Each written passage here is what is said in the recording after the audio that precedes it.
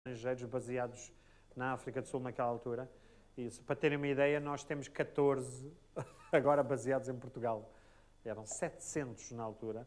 Tínhamos 4 prémios Pulitzer no nosso centro de imprensa estrangeira. Prémios Pulitzer é uma espécie do prémio Nobel do jornalismo. Portanto, dá para ver o valor e o interesse que o mundo tinha sobre a África do Sul.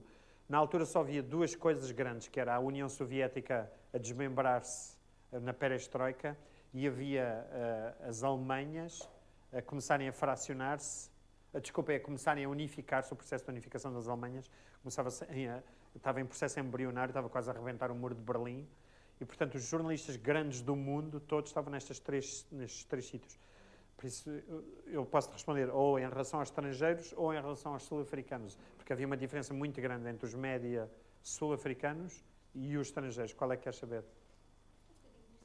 Os estrangeiros éramos quase todos desavergonhadamente pró-ANC, no sentido, não era pró-ANC no sentido partidário, era no sentido humano.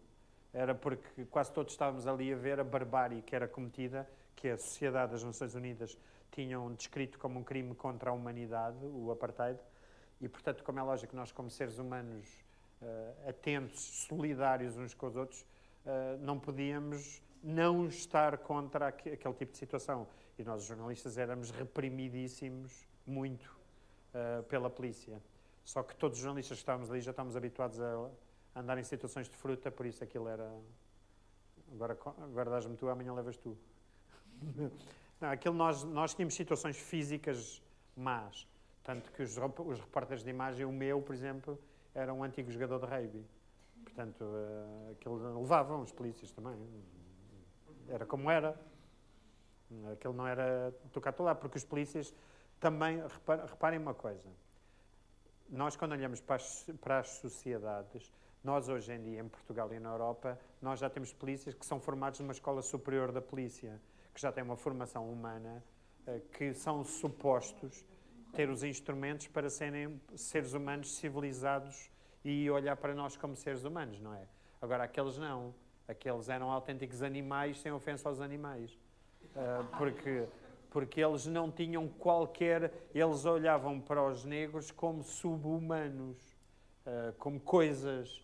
E para nós, para os jornalistas que tínhamos outro tipo de formação humana, eu não olhava para eles, um jornalista branco a defender um negro. Para mim era eu, ser humano, a ver uma besta de um polícia, a tratar outro ser humano mal, e eu usava o meu poder como jornalista a filmar o que o polícia fazia, a meter no ar e ele entalar-se. Claro que o polícia não achava piada nenhuma, não é? Imaginem. Mas, dos sul-africanos, em fast forward, os sul-africanos tinham um grande jornal, que era o Sowetan, que era baseado no Soweto, que é uma mega cidade negra com 3 milhões de habitantes, e tinha mais o New Nation, e tinha mais um ou outro grandes jornais. Vocês lembram-se que é uma população que tinha 37 milhões de negros, mas de onde 1/3 era completamente analfabeto. E o poder de compra de jornais era muito limitado. Portanto, a imprensa virada para a população negra também não era muito... Aquilo às tantas, o próprio Nelson Mandela criou esta coisa que eu também achei extraordinário, que disse assim, se nós vamos fazer um país de arco-íris, nós não, é errado dizermos que há jornais para brancos e jornais para negros, mas que estupidez é esta? Qualquer dia, em vez de termos o jornal do Record para falar de futebol, temos o jornal do Benfica, o jornal do Porto, o jornal do Sporting, não sei o quê, não pode ser, não é?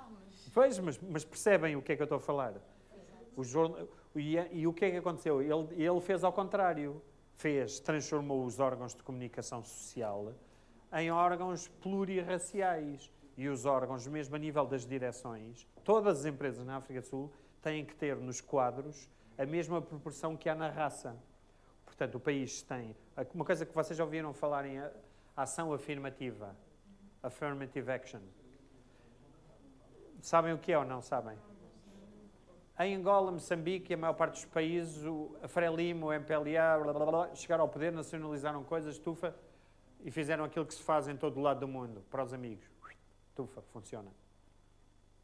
Ou não? O que é que a África do Sul aprendeu com os erros dos outros e disse assim, espera aí, o Mandela disse assim, em vez de eu chegar aqui, pulverizar o bolo e dar migalhas a toda a gente e amanhã ninguém tem nada para comer, o que nós temos que fazer todos é, em vez de pilharmos a economia, vamos fazer crescer o bolo e vamos redistribuí-lo equitativamente entre todos. E se nós vamos pôr os brancos e o dinheiro de toda a gente a fugir daqui, o país fica de arrastos, que é o que aconteceu à volta. E o que é que ele disse? Ele disse, eu não vou arrebentar o país. Agora vou-vos dizer, vocês têm 10 anos, para, nos quadros das empresas, a proporção na administração da empresa, vamos imaginar, na Simpor, na empresa de cimentos, vocês 7/10 têm que ser negros. Na administração, não é nos varredores de rua ou nos empregados, é a todos os níveis, de cima a baixo. Vocês têm 10 anos. Se ao fim de 10 anos a representação racial nas empresas não for proporcional à do país, vocês têm penalizações fiscais, ou seja, pagam mais impostos. Quem se antecipar a isso tem benesses fiscais. E quem demorar mais tempo leva com a barda. O que é que acontece? O que é que aconteceu? Isto provocou uma tensão racial ao contrário. Como imagino, de repente os brancos ficaram sem qualquer hipótese de emprego porque não podem. Nem brancos, nem mulatos e não sei o quê, durante 10 anos não tinham hipótese nenhuma de arranjar emprego. Nenhum. E é por isso que houve uma reação ao princípio brutal da extrema-direita. E foi isso que aconteceu também na imprensa. Vocês, se comprarem o The Star, se forem à internet, se virem star.co.za, vocês, que é o maior jornal sul-africano, se vocês forem ver os nomes, é tudo, a maior parte das pessoas são negros, quase não há brancos. E, portanto, é a sociedade como ela é. Estamos em África, a África tem que... Mais? Ok, sou eu. Como é que te chamas? Mamadou. Fernando? Mamadou. Amadou, sim. Sim. Mamadou. Com M, sim. Sim. Tu és de onde? Da Guiné-Bissau. É o melhor país do mundo. Eu sei. Eu conheço bem a Guiné. Ok. És de onde? Da Guiné? Bissorã. Diz? Bissorã, norte. Eu queria perguntar era uma coisa. Tendo em conta a personalidade de Nelson Mandela e os grandes exemplos, porque nós quando vemos as pessoas a falar dele, vemos sempre pessoas tocados, emocionados. Como disse, nós por acaso já lemos o livro do Richard Stengel e vimos que ele diz que no último momento, enquanto foi despedir Nelson Mandela, quando foi abraçar, foi como se alguma coisa ficasse ali. Perdeu o sol da vida dele. Perdeu alguém. Sim. Eu queria perguntar, por que acha que isso acontece? Esse momento tão marcante, tão afetivo, mesmo para as pessoas que se calhar passaram pouco tempo com ele. Nós, por acaso, vimos uma reportagem na primeira semana em que vimos, por exemplo, Cavaco da Silva a falar dele. Sim. Com um sentimento, com uma emoção. Se calhar só tiveram 2 ou 3 reuniões. Sim. E foi coisa de uma hora. Sim.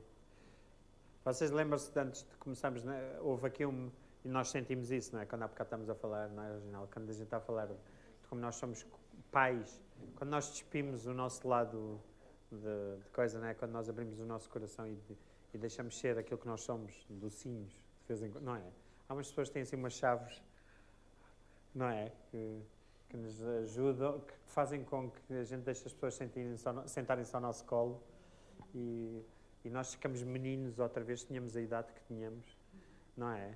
Há pessoas que têm essa capacidade de fazer isso connosco e é tão lindo. E nós precisamos tanto, não é? Que, às vezes a vida é tão dura, tão chata e a gente precisa quase voltar ao colo de alguém e dizer assim, oh, tão bom. E Nelson Mandela tem esta coisa que nós todos, cada um de vocês, não tenham a mínima dúvida que cada um de vocês tem. Mas tem mesmo, tenham. Acreditam que têm, porque têm. Cada um de nós tem esta joia que ele acendeu dentro dele e a coisa que eu digo é a resposta direta a ti, Mamadou. Sabes o que é que nós recuperamos ao pé dele? Recuperamos a fé nas pessoas. Recuperamos a fé em nós, na nossa capacidade. A gente diz às vezes, para que é que vale a pena? Não consigo mudar nada. É essa porcaria, depois vem aquele gajo. Não é? E nós quando estamos ao pé dele, depois, ninguém, eu não digo que eu já conheci muita gente ao longo dos anos que esteve ao pé dele, eu não conheço uma pessoa que não tenha sido mudada depois de estar ao pé dele. Mas pessoas de todos os níveis. E só por isso percebes, porque tu quando olhas para ele, é como nós estamos aqui a falar, vocês de certeza absoluta, depois de nós estarmos a ter esta conversa, de certeza absoluta, e digo isso sem modéstia, vocês nunca mais vão olhar para os palermas dos meus colegas, jornalistas, eu incluindo, da mesma maneira. De certeza. Porque nós todos fazemos ideias de como é que são os jornalistas da televisão, ou como é que são vedetas, ou são... E nós, a coisa mais bonita que nós todos temos em comum é só uma. É só uma. Nós todos queremos ser amados, não é? Nós todos queremos estar bem com o mundo, não é? Nós todos gostávamos que a vida fosse melhor para os nossos filhos, não é? Isto são sonhos que nós todos temos cá dentro de nós. E este ser humano, a mim deu-me esta semente para mim, que eu hei de carregar até a terra me comer, que é: eu hei de todos os dias fazer com que o mundo seja melhor à minha volta. Todos os dias. É uma trabalheira que eu faço com muito amor, mesmo. Mesmo que seja mesmo que eu fique só uma poeirinha. Porque só aquela poeirinha, a minha poeirinha, mais a tua poeirinha, mais a poeirinha dela, nós todos juntos somos um arco-íris. Nós somos mesmo. E se vocês olharem para vocês todos os dias e olharem assim: eu sou lindo. Eu sou linda, porque são, acreditem que são. E este senhor acordou isto. E todos os dias, quando vocês tiverem dúvidas, agarrem neste livro, olhem para esta carinha e digam assim: sabem o que é que eles me queriam meter aqui na capa do meu livro? Queriam meter uma capa do Mandela com um ar muito sisudo. E eu disse assim: parece o Cavaco Silva. E eu disse assim: não, sabem qual é a coisa mais poderosa que este homem tem? É o sorriso, não é? Vocês olham para aqui e só apetece dar-lhe beijinhos. Não é? Não é? Bem, vamos então ver aqui no nosso palco.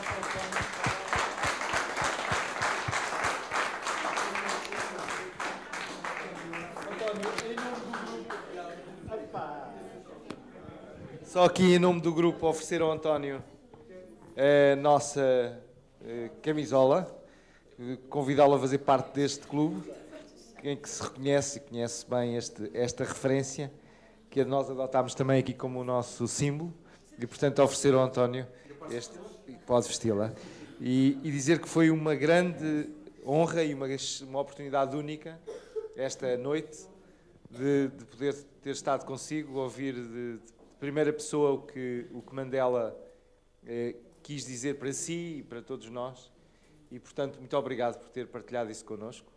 Espero que